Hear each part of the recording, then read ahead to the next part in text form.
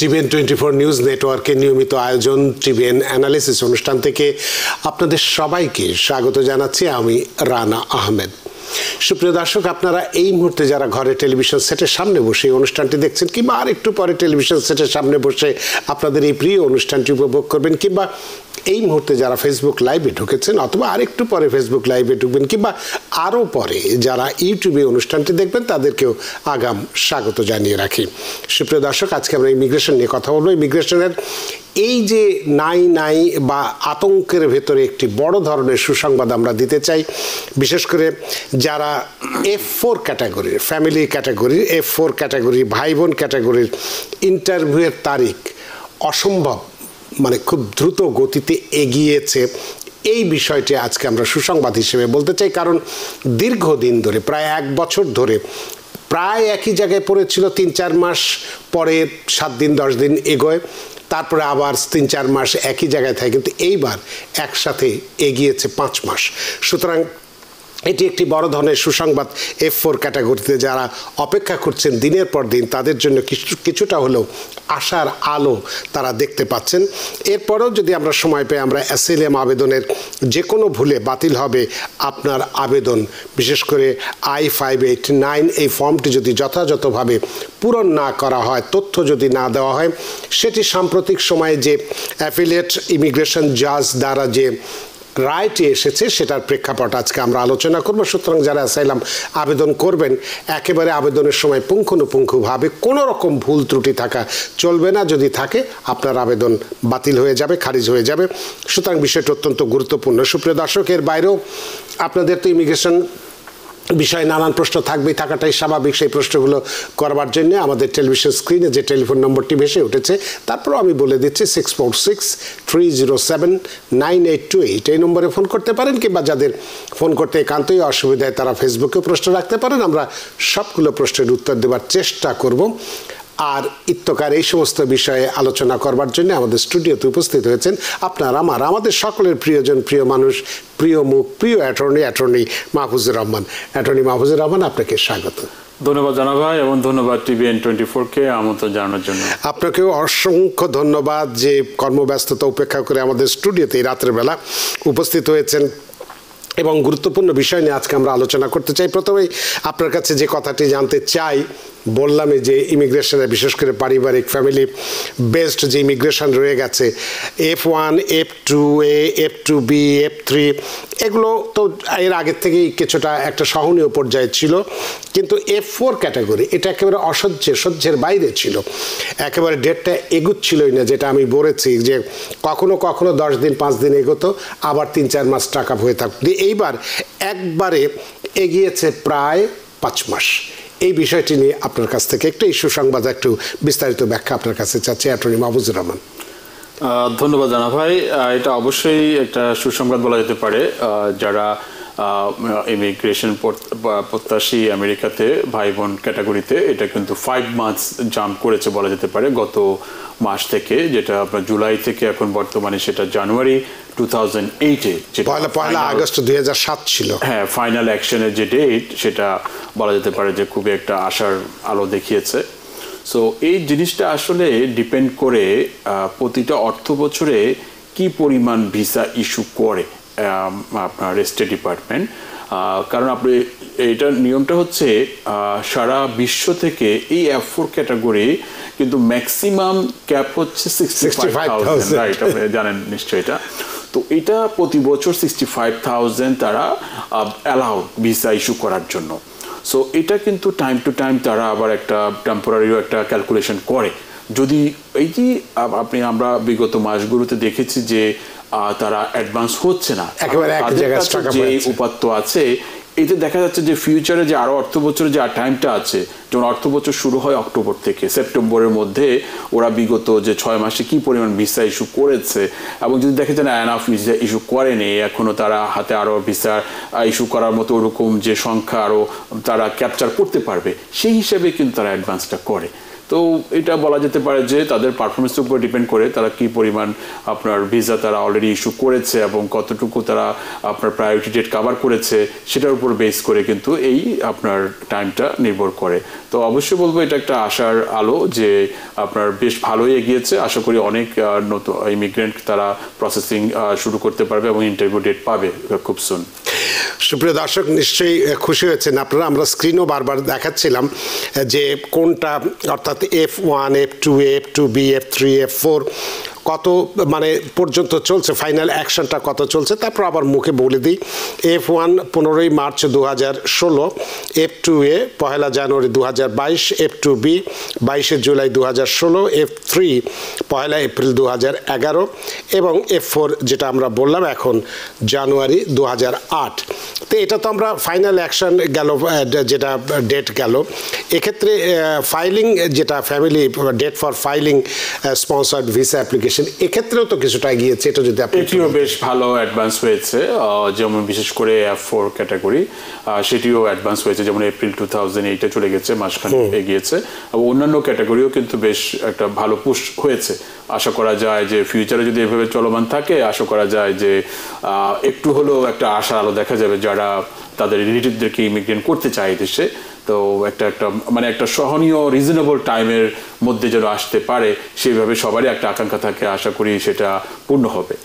সুপ্রিয় দর্শক, এটাও বুঝতে পারছে যে ফাইলিং স্ট্যাটাসটা কি অবস্থা আছে। তারপর আপনাদের বলে দিই, F1 আছে 1 সেপ্টেম্বর 2017, F2A আছে 1 ফেব্রুয়ারি 2025, অলমোস্ট কারেন্টই বলা যেতে পারে, ফেব্রুয়ারি এটা জাস্ট টু দ্য এপ্রিল।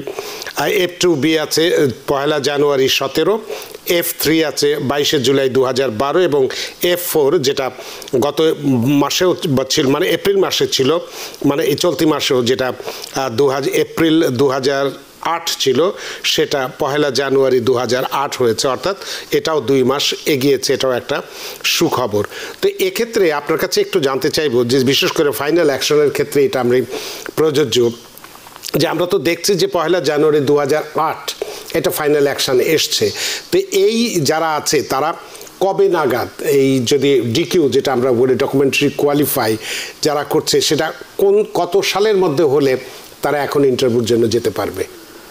না, এটা যদি এটা ধরেছে যে মেয়ের 1 তারিখের এই আগে যাদের মনে করেন জানুয়ারি 1, 2008 এর প্রায়োরিটি ডেট আছে এবং যারা কিনা অলরেডি সমস্ত আপনার কাগজপত্র জমা দিয়েছে এবং ডকুমেন্টারি কোয়ালিফাই হয়েছে, অবভিয়াসলি কিন্তু তারা যুক্তিযুক্তভাবে কিন্তু তারা মে মাসে কিন্তু ইন্টারভিউ পাওয়ার কথা এবং পায়ও, কিন্তু বেশিরভাগ মেজরিটি ক্ষেত্রে কিন্তু মে মাসে ইন্টারভিউ চলে আসে যদি অন্য কোনো তাদের সমস্যা না থাকে।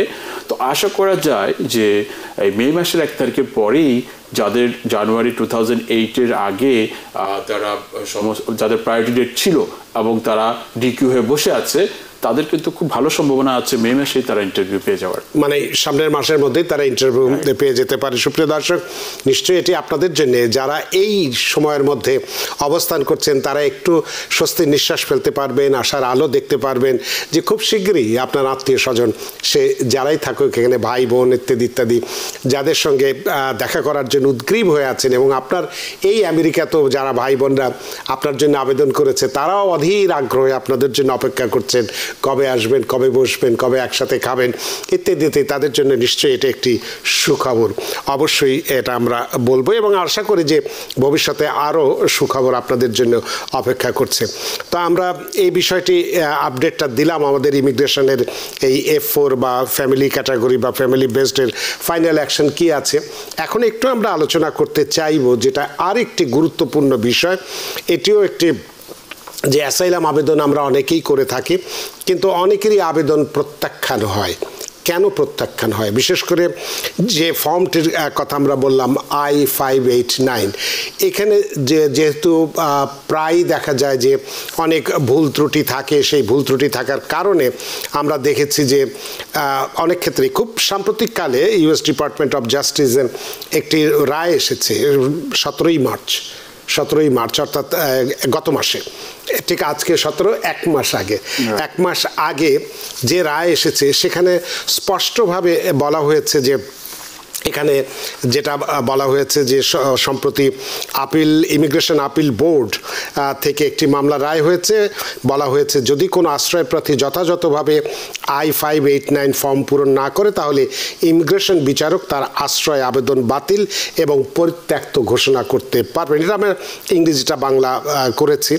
সুতরাং এই যে অবস্থায় এইটি কেন হচ্ছে, একজন অভিজ্ঞ আইনজীবী হিসেবে বিশেষ করে ইমিগ্রেশনের উপরে আপনার প্রচুর দক্ষতা আছে, প্রচুর মামলা করছেন এবং এই অ্যাসাইলারদের নিয়েই আপনার কাজটা বেশি, সেক্ষেত্রে কোন ধরনের ভুলের কারণে বা কী ধরনের ভুলের কারণে এই অ্যাসাইলাম আবেদন বাতিল হচ্ছে, যেটা এতে আমাদেরকে সতর্ক হতে হবে, কোন বিষয়টার উপরে বেশি নজর দিতে হবে, সেই বিষয়গুলো যদি একটু ব্যাখ্যা করেন তাহলে যারা এখন হয়তো আবেদন করছেন বা সাম্প্রতিককালে করেছেন যাতে তারা এখন এটাকে দেখতে পারেন, সেই বিষয়টি সম্পর্কে আপনার কাছে জানতে চাইব এবং এই মামলার কনসিকুয়েন্স বা মামলার অনুসারে কি রায় হয়েছে সেটি আপনার কাছে জানতে চাইব। অ্যাটর্নি মাহফুজুর রহমান। ধন্যবাদ রানা ভাই। সেটি যেটা আপনি মামলার রায়ের কথা বললেন সেটা in the matter of CARR যেটা বলা হয়, যেটা আপনার বোর্ড অফ ইমিগ্রেশন আপিল, যেটা ভার্জিনিয়া যে আপিল ইমিগ্রেশনের যে আপিল বিভাগ আছে সেখান থেকে যেই এই মামলার রায়টি আসছে এবং সেটি আপনার রায়টি ইস্যু করেছে আপনার মার্চ 17, 2025 সালে। সো এটি কিন্তু বলা যায় একটা ল্যান্ডমার্ক ল, কারণ এটি নিয়ে কিন্তু সবসময় আমাদেরকে অ্যাসাইলাম অফিস বলেন, ইমিগ্রেশন জাজ বলেন, সবসময় কিন্তু যে অ্যাসাইলামের যে বেস অ্যাপ্লিকেশন যেটা I-589 অ্যাসাইলাম অ্যাপ্লিকেশন সবাই জানে যারা এটার মাধ্যমে গো থ্রু করে, তো সেই অ্যাপ্লিকেশনে পার্সোনাল ইনফরমেশন তো দিতেই হয় সব কিছু, যেটা তার নাম, date of birth, marriage information, তারপরে স্পাউস ইনফরমেশন, চিলড্রেন ইনফরমেশন, এগুলো তো একটা পার্সোনাল ইনফরমেশন, এটা একটা ভাগ, একটা পার্ট। আর একটা পার্ট রয়েছে যেখানে কিনা উনি কি কারণে অ্যাসাইলাম করতে চায়, সেখানে কিন্তু ওই ফর্মটার মধ্যেই কিন্তু কিছু স্পেসিফিক প্রশ্ন দেওয়া আছে, কেন ফিয়ার এবং কি কারণে, কোনো গ্রুপের সাথে যুক্ত কিনা এবং কি কি ক্ষতিগ্রস্ত হয়েছে এবং সেটাকে 1 বছরের মধ্যে করছে কিনা, অথবা সে কোনো ক্রাইমে ইনভলভ ছিল কিনা, হ্যাঁ, এবং সে কি নির্যাতিত হয়েছে কিনা, এই যে কতগুলো প্রশ্ন বা খুব সিরিয়াস টাইপের কোশ্চেন, এই কোশ্চেনগুলোর আনসারের জন্য আপনার একটা বক্স দেওয়া থাকে।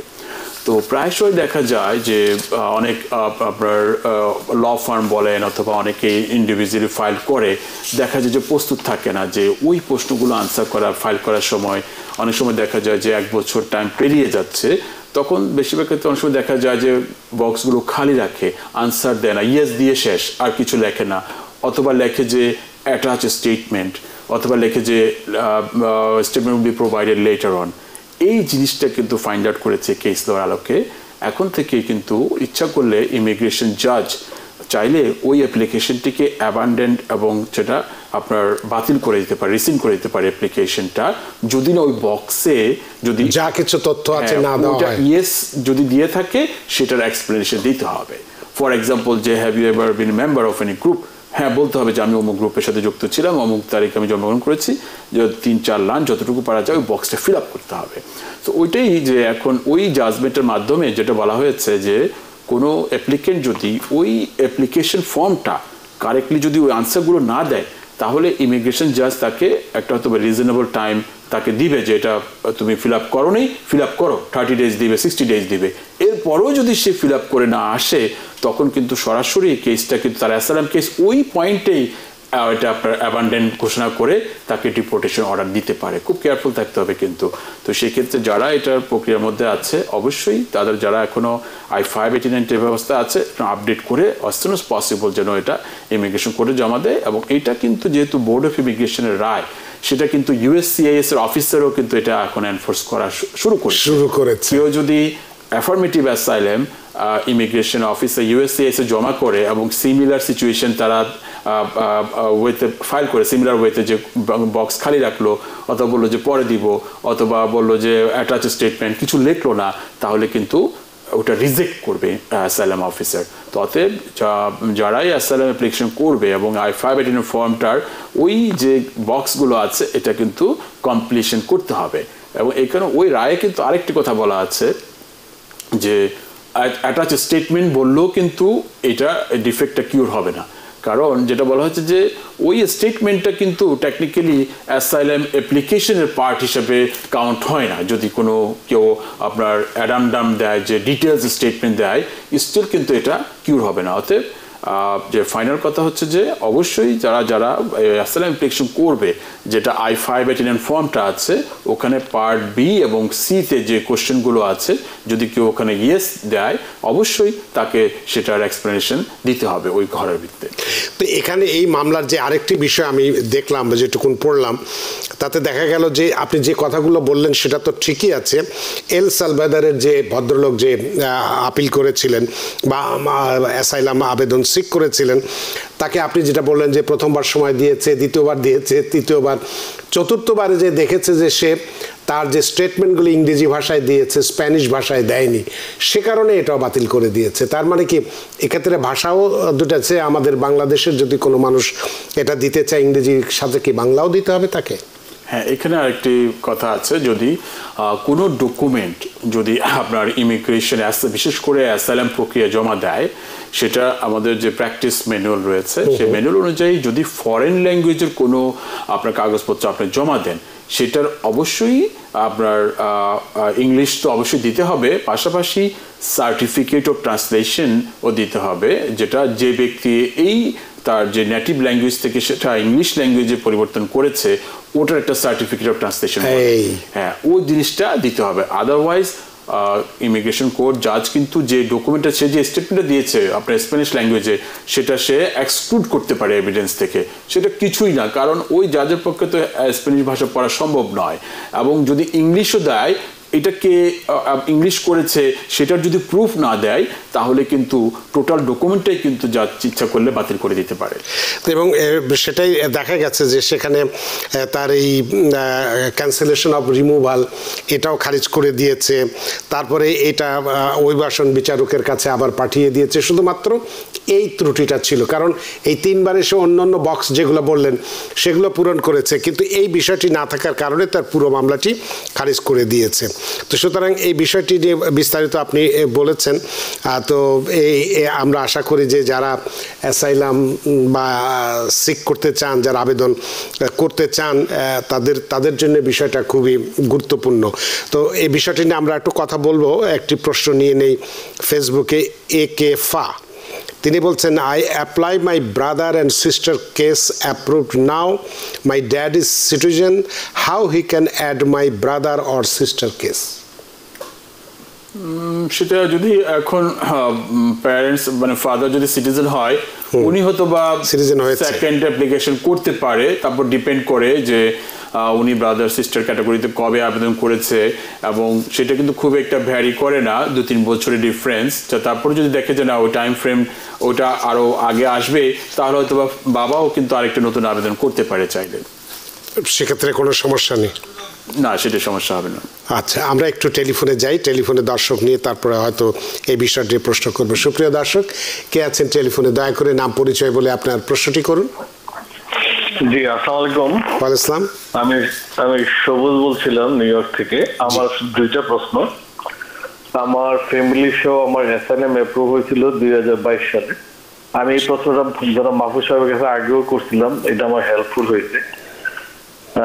আমি গ্রিন কার্ড আর ওয়ার্ক পারমিট একসাথে অ্যাপ্লাই করছিলাম, বাট আজকে 21 মাস হয়ে গেছে, আমার ওয়ার্ক পারমিটও আসে নাই, গ্রিন কার্ডও কোনো আপডেট নাই। শুধু আপডেটের মধ্যে এতটুকু যে আমার সেকেন্ড টাইম 14 মাসের সময় আমার এই রিটার্ন মেডিকেল চাইছিল। সো আমার প্রশ্নটা হলো যে আমার ওয়ার্ক পারমিটটা যে আসে নাই, এইটা ওয়ারিড হয়েছিলাম। তো আমার একটা ভুল হয়েছে, ওখানে অ্যাপ্লাইটার মধ্যে আপনার CU8 আমি দিছিলাম এলিজিবিলিটি ইয়েটা, বাট আমার পরে আমি এখন AO5 দিয়ে আমি আবার নতুন করে ওয়ার্ক পারমিটের জন্য অ্যাপ্লাই করছি। এইটা আমার কোনো অসুবিধা হবে কিনা? আর রিসেন্টলি আমি সোশ্যাল অফিসে গিয়ে আমি সোশ্যালের আপডেটটা করে আসছি। এইটা আমার ওয়ার্ক পারমিটের জন্য কি কোনো কাজে আসবে কিনা? Thank you. অনেক ধন্যবাদ জনাব সবুজ আপনার প্রশ্নের জন্য। অ্যাটর্নি মাহফুজুর রহমান। হ্যাঁ, উনি যখন অ্যাসাইলাম গ্রান্ট হয়ে গেছে, যেমন অ্যাসাইলি ক্যাটাগরি, সেই ক্ষেত্রে উনি ওয়ার্ক পারমিট ক্যাটাগরি কিন্তু ওনার চেঞ্জ হয়ে যায়। C8 হচ্ছে যারা অ্যাসাইলাম অ্যাপ্লিকেন্ট, যাদের অ্যাসাইলাম অ্যাপ্লিকেশন এখনো গ্রান্ট হয়নি, উনি মিস্টেকেনলি C8 করেছে এবং পরবর্তী উনি ভুল বুঝতে পেরে আবার রাইট অ্যাপ্লিকেশন করেছে ক্যাটাগরিতে। সেক্ষেত্রে মাল্টিপল অ্যাপ্লিকেশন কোনো বাধা নেই। USCIS যখন ওদের সিরিয়াল নাম্বার আসবে, C8 ক্যাটাগরি যখন ওরা অ্যাডজুডিকেট করবে, যখন দেখতে পাবে যে না উনি তো অ্যাসাইলাম অলরেডি গ্রান্টেড হয়ে গিয়েছে, তখন ওই অ্যাপ্লিকেশনটা ডিনাই করবে। তখন ওই লেটারে লিখবে যে তুমি তো অমুক তারিখে অত সালে অ্যাসাইলাম গ্রান্ট হয়েছো, you are not eligible for C8 category. এটার কোনো অফেন্স নাই, কিছু নাই। উনি পরবর্তীতে যখন A5 ক্যাটাগরির অ্যাপ্লিকেশনটা যখন ওরা অ্যাডজুডিকেট করবে, অবভিয়াসলি উনি নতুন ওয়ার্ক পারমিট পেয়ে যাবে। তার মানে সেক্ষেত্রে ওনার যে 21টা মাস যেটা অপেক্ষা করলেন ভুলটা না ধরতে পারার কারণে, এটা সত্যি কষ্টদায়ক হয়েছে। তো সুতরাং এখন যেহেতু সঠিক ট্র্যাকেই আছেন, সঠিকভাবেই আবার A5-এ আবেদন করেছেন, এখন নর্মাল যেটুকুন সময় লাগা সেই সময়ের মধ্যে আশা করা যায় উনি ওয়ার্ক পারমিট এবং পরবর্তীতে হয়তো গ্রিন কার্ড। এইটাই যে 21 মাস কম না, কিন্তু কম, এটা বিশাল 2 বছর। এই ক্ষেত্রে এই জন্য যে কোনো আইনের যে বিষয়গুলো করতে গেলে অবশ্যই প্রফেশনাল যারা অ্যাটর্নির মাধ্যমে কিন্তু করা উচিত। এই যে খুঁটিনাটি বিষয়, হয়তোবা নন অ্যাটর্নি কারো হেল্প নিয়েছে, অ্যাডজাস্টমেন্ট অ্যাপ্লিকেশন করবে, দে নো হুইচ ফর্ম এবং গ্রিন এই ওয়ার্ক পারমিট আবেদনের ফর্ম, তারা ওই নাম্বারগুলো জানে, হয়তো করে দিয়েছে। কিন্তু এই যে সামান্য সূক্ষ্ম একটা বিষয়, 8 থেকে 5, দেখেন সামান্য বিষয়, কারণ ওনার 21টা মাস ঝরে গিয়েছে। অতএব যারাই US ইমিগ্রেশনের প্রসেসের মধ্যে থাকে, অবশ্যই তাদেরকে প্রফেশনাল যারা লাইসেন্স অ্যাটর্নির মাধ্যমে হেল্প নিলে তারা 21 মাসটা তারা নষ্ট হতো না, তারা সুন্দরভাবে ওনার জীবনটা পার করতে পারতো। অনেক ধন্যবাদ সবুজ, আপনার প্রশ্নের জন্য। বুঝতেই পেরেছেন যে ছোট্ট একটা ভুলের কারণে বা সামান্য, অথবা আমরা বলবো যে অতিরিক্ত কনফিডেন্স থাকার কারণে হয়তো এই বিষয়টা আপনার এই কষ্টটা হয়েছে। সেজন্য আমরা অবশ্য কষ্ট পাচ্ছি নিশ্চয়ই, তবে আশা করি এখন সঠিক ট্র্যাকেই আছেন এবং খুব শীঘ্রই আপনার এই কাঙ্ক্ষিত বিষয়টি আপনি পেয়ে যাবেন। মোহাম্মদ আব্দুল কুদ্দুস ভূঁইয়া ফেসবুকে একটি প্রশ্ন রেখেছেন যে অ্যাসাইলাম পেন্ডিং অবস্থায় কি EB3 অ্যাপ্লাই করা যায়? এটার উত্তরটা হবে আসলে নাই বলা যায়, কারণ এটা নিয়ে অনেক দ্বিমত রয়েছে, হালকা একটা দ্বিমত রয়েছে এভাবে যে, এবং এটা একটা কেস ল আছে যে যারা অ্যাসাইলাম অ্যাপ্লিকেশন করে, বিশেষ করে যারা ভিজিটর ভিসায় আসে এবং আসার পরে যদি কেউ 6 মাসের মধ্যে অ্যাসাইলাম অ্যাপ্লিকেশন করে এবং অ্যাসাইলাম অফিস যদি রাইট টাইমে যদি এটা অ্যাডজুডিকেট করতে না পারে, সেক্ষেত্রে কিন্তু যেটা আইন পেশায় থাকে যারা অনেক লয়ার কিন্তু আর্গু করে এবং সেটার ক্ষেত্রে এবং ডিফারেন্ট ওপিনিয়ন রয়েছে, কেস ল রয়েছে যে যেহেতু তার এখনো অ্যাসাইলাম কেসটা আপনার অ্যাডজুডিকেট করেনি, স্টিল তাকে কিন্তু পেন্ডিং স্ট্যাটাস ক্লেম করে। কিন্তু আসলে পরবর্তীতে দেখা যায় USCIS কিন্তু সেই বিষয়টা কিন্তু অ্যাটেন্ড করে না। তো সেই হিসাবে কিন্তু বলা যায় যে অ্যাসাইলাম অ্যাপ্লিকেশন একবার গেলে 6 মাস পেরিয়ে গেলে কিন্তু তাকে আনলফুল প্রেজেন্সি টেকনিক্যালি কাউন্ট করা হয় এবং সেই হিসাবে EB3-তে সাকসেস হওয়ার সুযোগ কম বলা যায়। অনেক ধন্যবাদ আব্দুল কুদ্দুস ভূঁইয়া, আপনার প্রশ্নের জন্য। একটু টেলিফোনে যাব। সুপ্রিয় দর্শক, কে আছেন টেলিফোনে? দয়া করে নাম পরিচয় বলে আপনার প্রশ্নটি করুন। আসসালামু আলাইকুম, আমি ভার্জিনিয়া থেকে শাহিন বলছি। ওয়া আসসালাম। জি, কেমন আছেন? আলহামদুলিল্লাহ, প্রশ্ন করুন। আমার একটু কোশ্চেন, আমি আমার ছোট ভাইয়ের জন্য অ্যাপ্লিকেশন করছি 2011 অক্টোবরে। আমি জাস্ট একটা রিসিপ্ট লেটার পাইছি যে ওনারা অ্যাপ্লিকেশনটা গ্রহণ করছে, আর এই যাবতে আমি যতদিন অনলাইনে চেক করছি কোনো সময় কিছু যাই নাই, বলছে যে প্রসেসিং আছে, কোনো কিছু লাগলে তোমাকে জানাবো। লাস্ট ইয়ারে এটারে কম্পিউটারাইজ করতে এটার একটা লেটার দিয়েছে, মানে লিখিত দিয়েছে, আর কোনো অ্যাপ্রুভাল কিছুই পাইনি। বাট আমি আমার 2 ভাই বোনের আরো করছি, ওদের অ্যাপ্রুভাল হয়ে গেছে অনেক আগে। এখন কি করণীয়? এখন আপনার করণীয় কি সেটাই জানতে চান অ্যাটর্নি মাহফুজুর রহমান। 2011 বেশ সময় পেরিয়ে গিয়েছে বলা যেতে পারে। এটা আসলে ডিপেন্ড করে সার্ভিস সেন্টারের উপরে। বেশ কিছু আগেও কিন্তু তারা সার্ভিস সেন্টার বেস কিন্তু এটা অ্যাপ্লিকেশনগুলো অ্যাপ্রুভ করতো, বিশেষ করে ভাই বোনে F4 ক্যাটাগরি, বিভিন্ন ক্যাটাগরিতে তারা টাইম ফ্রেম দিয়ে রাখতো। রিসেন্টলি কিন্তু আবার তারা USCIS সেই প্রক্রিয়া থেকে বেরিয়ে একটা ডিফারেন্ট একটা তারা ইনফরমেশন প্রোভাইড করছে অ্যাপ্লিকেন্টদের ক্ষেত্রে। তারা বলছে যে তারা অ্যাপ্লিকেশনগুলো অ্যাডজুডিকেট করছে according to the priority date, যেটা আমরা আলোচনা শুরুতে আজকে আমরা বললাম যে ভিসা বুলেটিনের কথা, যে প্রায়োরিটি ডেট কোনটা চলছে কোন ক্যাটাগরিতে। তো এখন ইউএসসিআইএস কিন্তু তারা ফলো করছে যে কোন ক্যাটাগরির ভিসা প্রায়োরিটি ডেট এখন কারেন্ট, সেটার উপরে বেস করে তারা বলছে না স্টিল তোমার প্রায়োরিটি ডেট অনেক দূরে আছে, এখনো কেসটা পেন্ডিং আছে, আমরা সময় হলে অ্যাডজুডিকেট করব, ওইটা কিন্তু এখন ইউএসসিআইএস বলছে। তো অতএব উনি যদি 11 সালে করেছে, এখনো বলা যেতে পারে 3-4 বছর বিহাইন্ডে রয়েছে, এখনো 8 সালের জানুয়ারিতে কেবল আসলো। ওনার ওয়াইড হওয়ার কোনো কারণ নেই, ওরা সময় হলে অ্যাপ্রুভাল নোটিশ পাঠাবে অথবা আরএফই পাঠাবে, তারপরে উনি নিয়মিত যেন ইউএসসিআইএস সাথে ফলো আপ করে ওনার অ্যাপ্লিকেশনে। সেটি কারণ ওইটা যেটা আরএফই বললেন, ওইটাই যদি মিস হয়ে যায় কোনো কারণে, তাহলে আবার ওটা পড়ে যাবে লাইনে কিউতে। অনেক ধন্যবাদ শামীম আপনার প্রশ্নের জন্য, আশা করি প্রশ্নের উত্তর পেয়েছেন এবং খুশি হয়েছেন। সুপ্রিয় দর্শক আছেন টেলিফোনে, দয়া করে নাম পরিচয় বলে আপনার প্রশ্নটি করুন। আমি পল্লব বলছি টেক্সাস থেকে। জি, আমার প্রশ্নটা হচ্ছে, আমি অ্যাজাইলাম করি নিউ ইয়র্কে প্রায় 2 বছর আগে, তারপর আমি জব পারপসে টেক্সাস চলে আসি। জি, কিন্তু আসার পরে আমি আসলে জানতাম না যে আমি এখানে পার্মানেন্টলি মুভ করব। তা আমার এখনো প্ল্যান আছে আমি আবার নিউ ইয়র্কে ব্যাক করব। তা আমি আর ঠিকানা চেঞ্জ করা হয়নি আমার। তো এখন আমার প্রশ্ন হচ্ছে, আমি যদি এখন রাইট নাও ঠিকানা চেঞ্জ করি, তাহলে কি আমার কেসটা কি টেক্সাসে চলে যাবে? আবার আমি তো 3 মাস পরে বা 4 মাস পরে আবার নিউ ইয়র্ক ব্যাক করব। তখন যদি আমি আবার ঠিকানা চেঞ্জ করি নিউ ইয়র্কে, সেক্ষেত্রে আমার কেসে কোনো সমস্যা হবে কিনা, বা এখন আমি কি করব, আসলে কি চেঞ্জ করব কি করব না?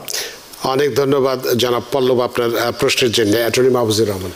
রাইট, অ্যাসাইলাম যেই স্টেটে থাকুক এটা করতে পারে, যদি পরবর্তীতে যদি আমেরিকার যে অন্য কোনো জায়গায় মুভ করে, অবশ্যই উচিত কিন্তু অ্যাসাইলাম অফিসে তার জানিয়ে দেওয়া, পাশাপাশি ইউএসসিআইএস এর ওয়েবসাইটে যে অ্যাড্রেস চেঞ্জের যে ফর্ম রয়েছে AR11, সেটিও যেন প্রপারলি কমপ্লিট করে জমা দিয়ে দেওয়া হয়। এতে করে অফেন্স কোনো কিছু নেই। অবভিয়াসলি যদি ওরা যদি টাইম মতো সিস্টেমে যদি ওনার অ্যাড্রেসটা আপডেট করে, হয়তো ওনার ফাইলটা ট্রান্সফার করে যেই জুরিসডিকশনে থাকবে সেটার কাছাকাছি অ্যাসাইলাম অফিসে সাধারণত পাঠিয়ে দেয়। আবার অনেক ক্ষেত্রে দেখা যায় আবার ইভেন অ্যাড্রেস আপনি আপডেট করেছেন, তাদের অতটুকু রিসোর্স বা সময় হয় না যে ফাইলটা আবার ট্রান্সফার করে ওই লোকাল অফিসে পাঠাবে, অনেক সময় আগের জায়গায় থেকে যায়।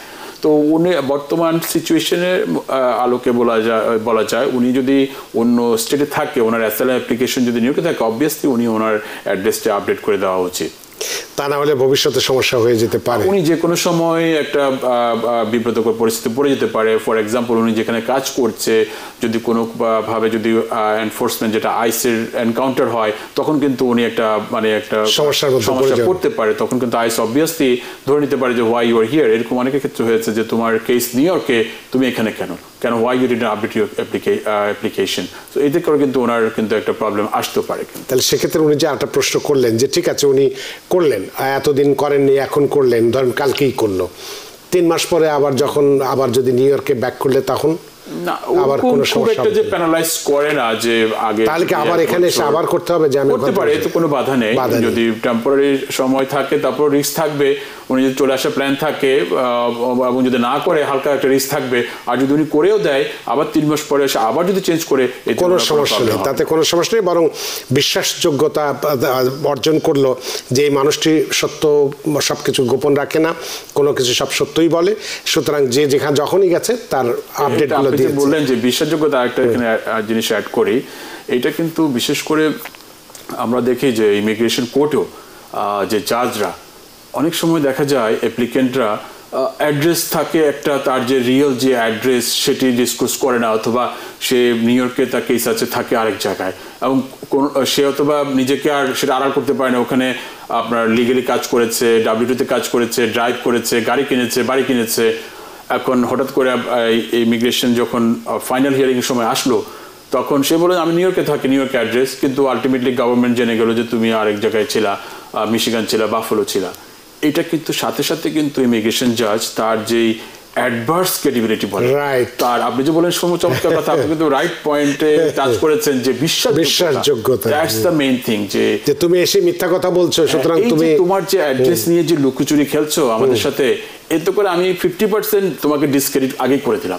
এই জন্য কোনোভাবে সুতরাং ভালো মেরিট থাকা সত্ত্বেও মামলা খারিজ হয়ে যেতে পারে, আবেদন রিজেক্ট হয়ে যেতে পারে। অ্যাসাইলাম অ্যাপ্লিকেন্ট যারা থাকে অ্যাড্রেস নিয়ে যেন কোনো প্রকার তালবাহানা না করে, সে যদি কোথাও অন্য কোথাও মুভ করে এতে কোনো আইনে বাধা নেই, উনি অন্য জাজের কাছে পড়বে, এতে কোনো প্রবলেমে ওনার যদি ক্রেডিবল ক্লেম থাকে উনি যে কোনো জাজ যে কোনো কোর্ট থেকে কেস উনি আসতে পারবে। এবং এই জিনিসটা যেন না করে, যখনই যেটা তার অ্যাড্রেস পরিবর্তন করবে, যে জায়গায় যাবে মুভ করবে, যেন প্রপার ভাবে যেন এটা ইমিগ্রেশন কোর্ট এবং ইউএসসিএসকে যেন জানিয়ে দেয়। অনেক ধন্যবাদ প্রিয় দর্শক। আপনার পল্লব, আপনি নিশ্চয়ই বুঝতে পেরেছেন আপনার কি ভুলটা আপনি করেছেন। তারপরেও সময় আছে, সমস্যা নেই, আপনি যত দ্রুত সম্ভব আপনার অ্যাড্রেসটা টেক্সাসের দিন, তারপরে আবার ফেরত আসলে আবার এখানকারটা দেবেন, তাতে আপনার উপর বিশ্বাসযোগ্যতা বাড়বে এবং আপনার কেসটা ভালো থাকবে। আপনার প্রশ্নের জন্য অনেক ধন্যবাদ। আমরা আরও অনেক প্রশ্নই আমাদের ফেসবুকে আছে, অনেকেই টেলিফোনে আছেন, আপনারা চেষ্টা করব সবগুলোই নেবার জন্য, তবে একটা বিরতি নিতে চাই। বিরতির পরে এসে আপনাদের ফোনগুলো নিব। সুপ্রিয় দর্শক, নিচ্ছে একটি ছোট্ট বিরতি, সে পর্যন্ত আমাদের সাথেই থাকুন। সুপ্রিয় দর্শক, বিরতির পর ফিরে এলাম আপনাদের প্রিয় অনুষ্ঠান টিভিএন অ্যানালিসিসে।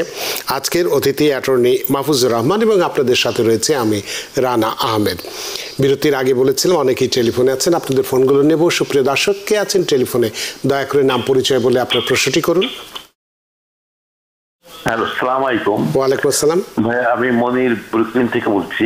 আমার একটা অ্যাটর্নি মাহফুজ সাহেবের কাছে একটা ছোট্ট প্রশ্ন, যেটা হলো আমার এক বোন আগামী সপ্তাহে সে সিটিজেনশিপ পরীক্ষার ইন্টারভিউ দিতে যাবে। ওখানে লেখা আছে গ্রিন কার্ড, পাসপোর্ট এবং তার কি বলে যে আইডি, এটা নিয়ে যেতে হবে, কিন্তু আরো কিছু নিতে হবে কিনা এটা জানার জন্য প্লিজ এটা বলেন। এই মাসের 27 তারিখে যাবে? হ্যাঁ। আচ্ছা, অনেক ধন্যবাদ জনাব মনির। অ্যাটর্নি মাহফুজুর রহমান। না, অবশ্যই না, এখন কিন্তু সিটিজেনশিপের ইন্টারভিউতে কিন্তু বেশ কিছুটা পরিবর্তন আসছে। উনি যে প্রশ্ন করেছে যথার্থ কারণও রয়েছে যে কি করা যায়। না, অবশ্যই ওনার passport, green card, social security card এবং পাসপোর্ট মানে যেটা বাংলাদেশের পাসপোর্ট, যেটা ভ্যালিড, অবশ্যই ভ্যালিড থাকতে হবে। আমেরিকানটা তো সে এখনো সিটিজেন পাবে না। এটা যদি এক্সপায়ার থাকে অবশ্যই এটাকে ওনাকে রিনিউ করে নিতে হবে। আনএক্সপায়ার্ড পাসপোর্ট রাখাও কিন্তু ঠিক না। হ্যাঁ হ্যাঁ। তো ওনার বার্থ সার্টিফিকেট, ওনার ম্যারেজ সার্টিফিকেট, যদি কোনো ডিভোর্স সিচুয়েশন থাকে ডিভোর্স সার্টিফিকেট, এবং ওনার যদি অন্য স্পাউসের যদি কোনো ডিভোর্স থাকে সেটাও সব, এই সমস্ত ডকুমেন্ট কিন্তু এখন, তার মানে আবেদনের সময় যা যা কাগজপত্র দিয়েছিল সবগুলি নিয়ে যাওয়া উচিত। এছাড়াও ওনার যে পার্সোনাল সিচুয়েশন রয়েছে, যে ম্যারেজ ডিভোর্স থাকে, সেই জিনিসগুলো কিন্তু সাথে রাখতে হবে ওনাকে। সেই সাথে ট্যাক্স মানে যে কি বলে সাবমিট করে কি করেছে কি সেই ডকুমেন্টগুলো নিয়ে যেতে হবে। রাইট, বলা যায় না, জিজ্ঞেস করে তুমি ট্যাক্স পে করো কিনা, এটা জিজ্ঞেস করে। এবং এখানে আরেকটি গুরুত্বপূর্ণ বিষয় যে এখনকার যে সিটিজেনশিপ আবেদনে আগে যেমন অফিসাররা ওকে তোমার নাম কি, date of birth, social security number, হুট করে চলে গেল, সে have you ever been in committed crime, সে এটাকে শর্টকাট করে ফেললো। এখন কিন্তু শর্টকাট না, পুরা যে অ্যাপ্লিকেশন, যে N-400 যে অ্যাপ্লিকেশনটা আছে, প্রতিটা প্রশ্ন কিন্তু এখন তারা জিজ্ঞাসা করতে হয়। আমাকে তো 50টাই করেছিল। হ্যাঁ, এবং হ্যাঁ এভরি এখন কিন্তু অফিসাররা আজ থেকে বেশ কয়েক বছর আগে, কিন্তু মাঝখানে অথবা যে আমরা দেখেছি যে অফিসাররা বেশ রিল্যাক্স, যে অল্প এটা শর্টকাট ওয়েতে করে দিত, কিন্তু এখন এই যারা ইন্টারভিউ দিতে যাবে তারা যেন N-400 ফার্স্ট টু লাস্ট নিজের পার্সোনাল ইনফরমেশনগুলো, যে নাম, date of birth, social security number, কাজের হিস্ট্রি, অ্যাড্রেস হিস্ট্রি, পাশাপাশি যে আপনি যে বলেন 50টা কোশ্চেন, এগুলো যেন একদম প্রপারলি যেন ইয়েস নো যেন সঠিকভাবে আনসার করতে সক্ষম হয়, ওই ধরনের প্রিপারেশন নিয়ে যেতে হবে। অনেক ধন্যবাদ জনাব মনির। বুঝতে পেরেছেন, অর্থাৎ যা কিছু কাগজপত্র যেগুলো চেয়েছে এগুলো তো নেবেনই, সাথে বাড়তি অন্য কিছু যে সমস্ত যেগুলো বললেন উনি, সেই সমস্ত কাগজগুলো নেবেন। এবং সবচেয়ে গুরুত্বপূর্ণ কিন্তু আমরা ভুল করে থাকি, অনেকেই আমরা সিটিজেনশিপের জন্য আবেদন করি, ওই 100টা প্রশ্নই বেশি মুখস্থ করি। N-400 যেহেতু আমরা আবেদন করি বেশ কিছুদিন আগে, ভুলে যাই যে ওখান থেকে কোনো প্রশ্ন হয় কিনা। সুতরাং N-400টা খুব ভালো করে পড়ে যাবেন, কারণ ওখান থেকে প্রশ্নটাই ম্যাক্সিমাম লোকে কিন্তু ওটাই ফেল করে এবং পরবর্তী তার একটা সুযোগ দেওয়া হয়। যাই হোক, আপনার প্রশ্নের জন্য ধন্যবাদ। সুপ্রিয় দর্শক, কে আছেন টেলিফোনে? দয়া করে নাম পরিচয় দিয়ে আপনার প্রশ্নটি করুন। আসসালামু আলাইকুম। ওয়ালাইকুম আসসালাম। আমি ম্যানহাটন থেকে রায়হান বলছিলাম। জি, আমার দুটো প্রশ্ন ছিল। একটা হচ্ছে আমার I-601 এই ওয়েবার যেটা আর কি, ওইটা প্রসেসিং আছে আর কি। তো আমার প্রথম কোশ্চেনটা হচ্ছে এই ওয়েবারটা অ্যাপ্রুভ হওয়া পর্যন্ত কি আমার কি এখানেই থাকতে হবে? আর নাম্বার 1 আর আরেকটা হচ্ছে এটার অ্যাকচুয়াল প্রসেসিং টাইমটা এখন কেমন? আপনার কোনো প্রশ্ন আছে? না, বুঝতে পেরেছি। অনেক ধন্যবাদ রায়হান আপনার প্রশ্নের জন্য। উনি যে বিষয়টা জানতে চাচ্ছে সেটি হচ্ছে 601A ওয়েভার, যেটাকে আমরা অন্য ভাষায় প্রভিশনাল ওয়েভার বলে থাকি, যারা কিনা আমেরিকাতে আপনার এই প্রপার এন্ট্রি নেই, যারা I-94 নেই, তারা এই প্রক্রিয়া যেতে হয়। যারা যদি ইউএস সিটিজেন অথবা গ্রিন কার্ডকে বিয়ে করে, তারা যদি গ্রিন কার্ড পেতে চায়, তারা এই ওয়েভারটি আনলফুল প্রেজেন্সে যেটা ওয়েভ করে তাদেরকে কনসুলার প্রসেস হয়ে এদেশে আসতে হয়। তো সেক্ষেত্রে এটা 2 থেকে 2.5 বছর সময় লাগে, সামটাইমস একটু বেশি সময় লাগে সেক্ষেত্রে। এবং এটা অবশ্যই ওনাকে এটার অ্যাপ্রুভাল নিয়েই ওনাকে এই দেশ ত্যাগ করতে হবে, না হলে উনি আবার 10 বছরের বাইরে পড়ে যাবে। তখন আর ঢুকতে তো পারবেই না, 10 বছরের আগে ঢুকতে পারবে না। অনেক ধন্যবাদ জনাব রায়হান আপনার প্রশ্নের জন্য, আশা করি প্রশ্ন উত্তর পেয়েছেন। সুপ্রিয় দর্শক কে আছেন টেলিফোনে, দয়া করে নাম পরিচয় দিয়ে আপনার প্রশ্নটি করুন। জি, আসসালামু আলাইকুম, আমার নাম ইরফান, আমি ফ্লোরিডা থেকে বলছি। আমার একটা কোশ্চেন ছিল, এটা হচ্ছে আমি স্টুডেন্ট ভিসা আসার পর আমার বিয়ে হয়, বিয়ে হওয়ার পর আমার 2 ইয়ার্স এর গ্রিন কার্ড পাই। তো এখন আমার গ্রিন কার্ড এক্সপায়ার হয়েছে, তো এটা আমি রিনিউ করার জন্য আমাকে একটা রিসিপ্ট পাইছি যে আমি ট্রাভেল করতে পারবো, ওয়ার্ক করতে পারবো। তো আমি এই পেপারটা নিয়ে কি আমি বাংলাদেশে যেতে পারবো এই সিচুয়েশন, বা আমার যদি আসার সময় ইউএসএ থেকে কোনো প্রবলেম ক্রিয়েট করবো, আমি এটা একটু জানতে চাচ্ছি। ধন্যবাদ। অনেক ধন্যবাদ ইরফান আপনার প্রশ্নের জন্য। অ্যাটর্নি মাহফুজ উনি যে বলেছে রিনিউ, বাট রিনিউ না, এটা কন্ডিশন রিমুভের জন্য উনি আবেদন করেছে। অবভিয়াসলি ওই কাগজের মাধ্যমে করতে পারবে, তবে উনি একটু সতর্ক অবলম্বন করতে হবে। উনি যদি সম্ভব হয় ইউএসসিআইএস একটা ইন পার্সন অ্যাপয়েন্টমেন্ট নিয়ে ওই কাগজের পরিপ্রেক্ষিতে উনি পাসপোর্টে একটা জাসুতে স্ট্যাম্পিং করে নিয়ে যাবে, এতে আর ওনার কোনো সমস্যা হবে না। অনেক ধন্যবাদ, আশা করি আপনার প্রশ্নের উত্তর পেয়েছেন। তবে এই মুহূর্তে খুব বেশি প্রয়োজন না হলে না যাওয়াটাই বেটার, তারপরেও যেতে গেলে ইউএসসিআইএসে যেটা বললেন আর কি, সেটা যদি করে যান তাহলে কিছুটা স্বস্তিতে থাকবেন। আপনার প্রশ্নের জন্য ধন্যবাদ। সুপ্রিয় দর্শক কে আছেন টেলিফোনে, দয়া করে নাম পরিচয় বলে আপনার প্রশ্নটি করুন। হ্যাঁ, আসসালামু আলাইকুম, আমি কুইন্স থেকে বলছিলাম আক্তার। আমার প্রশ্ন হলো যে আমি আমার ছোট বোনকে অ্যাপ্লাই করেছি 2007 জানুয়ারি 7, আর ডিকিউ হয়েছিল 2022 অক্টোবর। কিন্তু আমি এখনো পর্যন্ত কোনো ইন্টারভিউ রিসিভ করিনি, কোনো ইমেল। কিন্তু জানুয়ারি 24-এ একটা ইমেল পেয়েছি যে পুলিশ ক্লিয়ারেন্সের জন্য, কিন্তু এরপরে কোনো কিছু আমি জানতে পারিনি। একটু বলবেন যে বর্তমানে ঢাকাতে ডিকিউ চলছে কোন মাস আর কোন সনের, প্লিজ? একটু আগে আমরা বলেছি, পুরো লিস্টেই আমরা দেখিয়েছি, তারপর আপনি প্রশ্ন করেছেন অ্যাটর্নি মাহফুজুর রহমান।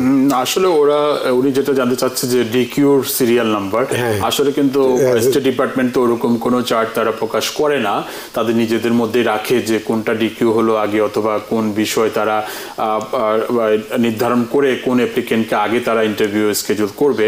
তবে ওনার যেহেতু আমরা বলেছি যে এখন জানুয়ারি 2008 চলে আসছে ফাইনাল অ্যাকশনের জন্য, আর ওনার যেহেতু জানুয়ারি 2007, তো অবভিয়াসলি আমার কাছে যেটা মনে হচ্ছে যে খুব দ্রুত ওনার ইন্টারভিউ চলে আসবে। তবে উনি চাইলে একটা ওদেরকে একটা সিম্পল রিমাইন্ডার দিতে পারে যে এনবিসি আজকের মাধ্যমে যে আমাদের সব, কিন্তু যে পুলিশ ক্লিয়ারেন্স যদি দিয়ে থাকে ওইটার ব্যাপারে কি কোনো সমস্যা হতে পারে তার? না, উনি তো না, ওটা আপডেট চাইতেই পারে। উনি যদি সঠিকভাবে পুলিশ ক্লিয়ারেন্স আপডেট করে থাকে তাহলে এতে কোনো প্রবলেম হওয়ার কথা নয়, তবে যদি দিয়ে থাকে, রাইট। এবং ওনার এখন যেটা করণীয়, ওদেরকে একটা সিম্পল একটা রিমাইন্ডার দিতে পারে যে কখন ইন্টারভিউ ইস্যু করবে। অনেক ধন্যবাদ আফসানা আপনার প্রশ্নের জন্য, আশা করি প্রশ্ন উত্তর পেয়েছেন। সুতরাং যেহেতু 2007-এর জানুয়ারি করেছেন এবং এটা 2008-এর জানুয়ারি চলছে, একটু কেন যেন ব্যতিক্রমী মনে হচ্ছে বিষয়টি, তারপর আপনি একটু রিমাইন্ডার দিতে পারেন, বোধ আপনার জন্য ভালো। সুপ্রিয় দর্শক, আসলে আপনারা অনেকেই ফেসবুকে প্রশ্ন রেখেছেন, আমি দুঃখিত যে আপনাদের এই প্রশ্নগুলো নিতে পারছি না, কারণ সময়ের দড়িতে বাধা, সময়ের সীমানা টপকানো কঠিন, তাই অনুষ্ঠানও শেষ করতে হচ্ছে। অ্যাটর্নি মাহফুজুর রহমান, আপনাকে অসংখ্য ধন্যবাদ। সারাদিনের কর্মব্যস্ততা উপেক্ষা করে আমাদের স্টুডিওতে উপস্থিত হয়েছেন এবং খুব গুরুত্বপূর্ণ বিষয় আজকে আলোচনা করেছেন। সত্যি আমরা প্রাণিত। ধন্যবাদ জানা ভাই, আপনাকে আবারও ধন্যবাদ। সুপ্রিয় দর্শক, আমরা ইমিগ্রেশনের সুখবর দিয়েছি F4 ক্যাটাগরির, ভাই বোন ক্যাটাগরির, এবং সেটা সবসময় আমরা অত্যন্ত বেশ আনন্দের সঙ্গে বলছি যে এটি আপনাদেরকে যথেষ্ট আশার বাণী বা আশার আলো দেখাবে। সুতরাং আমরা চাই যে খুব দ্রুত আপনাদের ভাই বোনের সাথে যারা এই সময়ের মধ্যে যাদের লিস্টে নাম আসবে খুব তাড়াতাড়ি দেখা হবে, সেই প্রত্যাশা রইল। আশা করি আজকের অনুষ্ঠান আপনাদের যথেষ্ট ভালো লেগেছে। সুপ্রিয় দর্শক, যে যেখানেই থাকুন ভালো থাকুন, সুস্থ থাকুন, নিরাপদে থাকুন টিভিএন 24 নিউজ নেটওয়ার্কের সাথেই। শুভরাত্রি। টিভিএন 24 টেলিভিশন দেখতে আজই কল করুন 7187776556। লগ ইন করুন www.totalcablebd.com। নিউ ইয়র্ক থেকে সম্প্রচারিত টিভিএন 24 টেলিভিশন বিশ্বজুড়ে বাঙালির কণ্ঠস্বর।